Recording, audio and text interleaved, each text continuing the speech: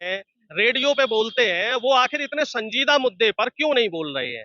मणिपुर पे जब उनकी मणिपुर पे पार्लियामेंट के बाहर भी तब बोले जब वो वीडियो वायरल हो गया, और उस बोलने के लिए उन्होंने 80 दिन का इंतजार किया। तो क्या हमारे देश की लोकतांत्रिक व्यवस्था है कि किसी वीडियो के वायरल होने का हम इंतजार करें? लाखों और हजारों की संख्या में बहन बेटियां की इज्जत तार तार हो रही है, और प्रधानमंत्री जी बोल रहे हैं कहाँ? फ्रांस में जाके बोल रहे हैं, मिस्र में जाके बोल रहे हैं, अमेरिका में जाके बोल रहे हैं, रशिया यूक्रेन युद्ध पे बोल रहे हैं, ठीक है, फ्रांस के युद्ध पे बोल रहे हैं, लेकिन जो हमारे घर में मनी पारित नहीं हुआ है, अभी सभापति ने वो मंजूरी दे दी है कि अविश्वास प्रस्ताव पे चर्चा होगी, लेकिन अभी डेट नहीं दी है कि कब चर्चा करेंगे, कब अविश्वास प्रस्ताव पारित किया जाएगा। तो मुझे उम्मीद है, हमें उम्मीद है कि शायद अविश्वास प्रस्ताव लाने के पीछे जो मंशा थी वो ये थी कि प्रधानमंत्री कुछ तो बोले। जो प्रधानमंत्री का मौन है, जो प्रधानमंत्री की चुप्पी है, वो कई मायने में विपक्ष के नेताओं के साथ साथ जो इस देश की जनता है इनको संदेह के घेरे में ला रही है कि वो प्रधानमंत्री जो छोटी छोटी बातों पे आके टीवी पे दहाड़ते हैं, मणिपुर में जो हो रहा है उस पे प्रधानमंत्री जी कुछ नहीं बोल रहे हैं। प्रेशर है, आपको क्या लगता है कहाँ तक एक नेता को ये शोभा देता है कि जो विपक्ष में नेता है उनको नामर्द बोलना? देखो, अब ये भी मनोज तिवारी जी का देख लो। मैं तो ये मानता हूँ कि मनोज तिवारी कोई नेता नहीं है, वो भोजपुरी एक्टर था, एक भान टाइप का आदमी है। तो इन लोगों से आप क्या उम्मीद रख सकते हैं?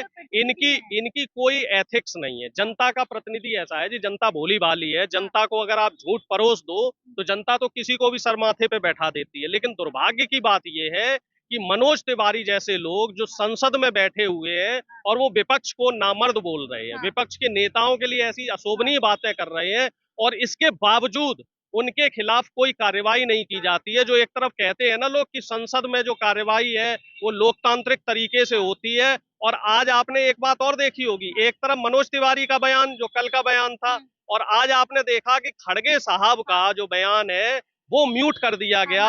खड़गे साहब को बोलने नहीं दिया गया संसद में, और खड़गे साहब जब बोल रहे थे, एक बुजुर्ग नेता है, दलित समाज से आते हैं, कम से कम बीजेपी के लोगों को शिष्टाचार के नाते उनकी उम्र का लिहाज करना चाहिए, उम्र का भी लिहाज नहीं किया। और खड़गे साहब जब बोल रहे थे तो वहां शोर मचा रहे हैं, और बीजेपी के लोग ये कहते हैं कि साहब विपक्ष संसद नहीं चलने दे रहा, और संसद में हकीकत में क्या हो रहा है वो आपके सामने है कि संसद जो है वो बीजेपी के नेताओं की वजह से नहीं चल पा रही है, बीजेपी के नेताओं की जो कारगुजारियां हैं उसकी वजह से नहीं चल पा रही है। नेता कह रहे हैं कि हम चाहते हैं पार्लियामेंट में सवाल हो, हम चाहते हैं कि संसद लगे, लेकिन विपक्ष नहीं चाहता। नहीं चाहते हैं तो आपको रोका किसने है? हम सवाल कर रहे हैं, आप सवाल का जवाब नहीं देते, हम कुछ बोलना चाह रहे हैं, आप माइक म्यूट कर देते हैं।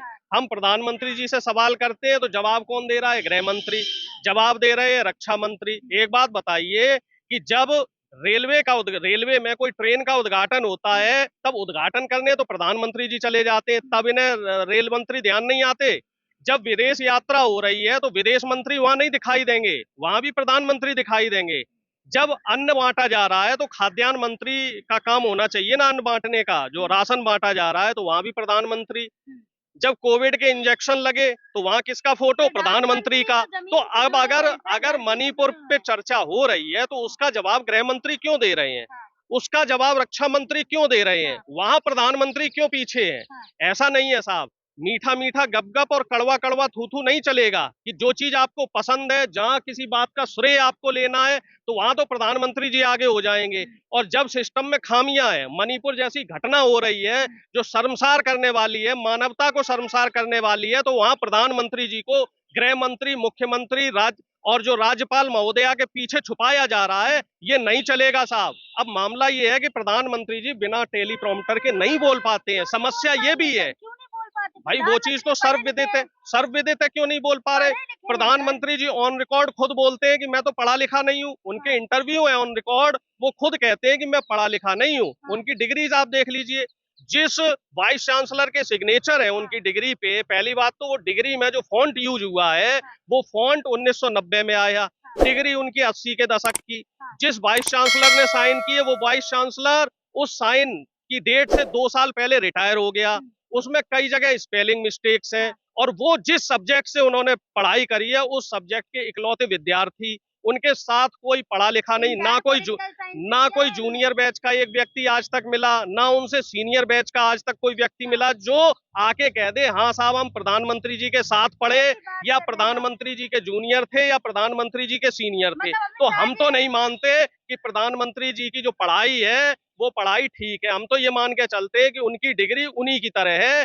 डिग्री में भी जुमलेबाजी छुपी है, प्रधानमंत्री जी के बयानों में भी जुमलेबाजी छुपी हुई है। बता दीजिए, अब मैं तो डिग्री की बात कर रहा हूँ, डिग्री तो छोड़ दीजिए, और तमाम जो बीजेपी के नेता हैं या जो पहले विपक्ष के नेता थे जो बीजेपी में शामिल हो गए, आप मुझे बताइए हेमंत विश्व शर्मा पे तो सबसे बड़ा भ्रष्टाचारी बताने वाला कौन था? अमित शाह जी। अब मुख्यमंत्री किसकी सरकार में बने हैं? बीजेपी के में। एकनाथ शिंदे को भ्रष्टाचारी किसने बताया? अब वो मुख्यमंत्री बने हुए इनकी सरकार में। पूरे अजीत पवार से लेके जो है छगन भुजबल तक को, इन सबको भ्रष्टाचारी प्रधानमंत्री ने बताया मध्य प्रदेश में कि 70,000 करोड़ के घोटाले अब इनकी सरकार में मंत्री बने हुए हैं। तो इस तरीके का जो दोगलापन है, जो दोहरा चरित्र है, ये चरित्र सिर्फ आपको बीजेपी में ही देखने को मिलेगा। ये चरित्र इस मौजूदा सरकार में ही देखने को मिलेगा कि अगर कोई नेता विपक्ष में है तो भ्रष्टाचारी है, और वही नेता अगर बीजेपी का दामन थाम लेता है तो वो संस्कारी की श्रेणी में आ जाता है। जो गठबंधन हुआ है, इंडिया नाम दिया गया, उसको पाकिस्तानी संगठन से बता दिया गया, कहा अब एक बात और बताइए, इस पे मुझे ये बताइए, ये बताया जाए कि क्या ये प्रधानमंत्री देश के प्रधानमंत्री है, बीजेपी के प्रचार मंत्री है? अगर वो देश के प्रधानमंत्री हैं तो विपक्ष के, हमारे जो गठबंधन है, इंडिया जो ग्रुप बना हुआ है, इस ग्रुप की तुलना किसी ऐसे संगठन से कैसे कर सकते हैं? मुझे नहीं लगता ये हमारे देश के प्रधानमंत्री हैं। ये सिर्फ बीजेपी के प्रचार मंत्री हैं। ये अपना पद भूल चुके हैं, ये अपने पद की गरिमा भूल चुके हैं, ये अपने पद की मर्यादा भूल चुके हैं, और ये भूल चुके हैं कि पूरे देश का ये प्रतिनिधित्व कर रहे हैं। जिस तरीके से ये विपक्ष पे छींटाकशी कर रहे हैं, वो कहीं ना कहीं प्रधानमंत्री जी का जो एक पद होता है, पद की गरिमा होती है, उस गरिमा को तार-तार हो कर रहे हैं। कहा तो है नाम बदलने से कुछ नहीं होता। नहीं तो हम कब कह रहे हैं साहब नाम बदलने से कुछ नहीं होता? कुछ दिनों पहले तो ये बताइए, कुछ दिनों पहले तो ये मानने को तैयार नहीं थे कि कांग्रेस के साथ कोई आ जाएगा। अब जब 26 लोग पार्टी के साथ जुड़ गए हैं तो आपको क्या दिक्कत है? भाई आपका भी तो एनडीए 2014 के बाद जिंदा हुआ। 2014 से लेके 2022-23 तक जब हमारी पटना में रैली हुई थी तब तक कहीं एनडीए का जिक्र था? अब जेपी नड्डा साहब हर बैठक में, हर मीटिंग में ये कहते थे कि आने वाले समय में एक ही पार्टी रहेगी, बीजेपी। बाकी पार्टियों कह रहे थे कि क्षेत्रीय दल खत्म हो जाएंगे। अब ऐसी क्या मजबूरी आन पड़ी? ऐसा हमारा 26 दलों का ऐसा जो गठबंधन बना, तो प्रधानमंत्री जी की ऐसी क्या मजबूरी आन पड़ी कि इन्हें 38 दल जोड़ने पड़े? और उन 38 दलों में 11 दल ऐसे हैं जिनको अभी चुनाव आयोग से मान्यता नहीं मिली हुई है, और कई दल ऐसे हैं जिनकी अभी तक एक भी विधायक की सीट नहीं है। तो ऐसी क्या मजबूरी है प्रधानमंत्री जी की कि इनको एक भानुमति का कुनबा जोड़ना पड़ रहा है? ठीक है भाई, हमारा गठबंधन कमजोर है, हम कौन सा कह रहे हैं कि हमारा मजबूत है। अगर हमारा कमजोर है तो हमारा कमजोर बना रहने दो। और आप जिस तरीके से छींटाकशी कर रहे हो वो साफ तौर पे बता रहा है कि आप लोग डरे हुए हो विपक्षी एकता से। और मैं तो ये कहता हूं कि जनता जनार्दन है, वही आखिरी फैसला करती है। जनता तो सब देख ही रही है।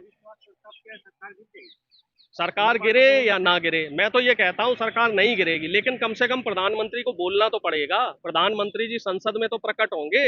हमारा जो मुख्य उद्देश्य है वो है प्रधानमंत्री जी की चुप्पी को तोड़ना, और यही हमारे पास एक आखिरी रास्ता बचा है, जो संविधान के तहत हमें जो एक अधिकार मिला हुआ।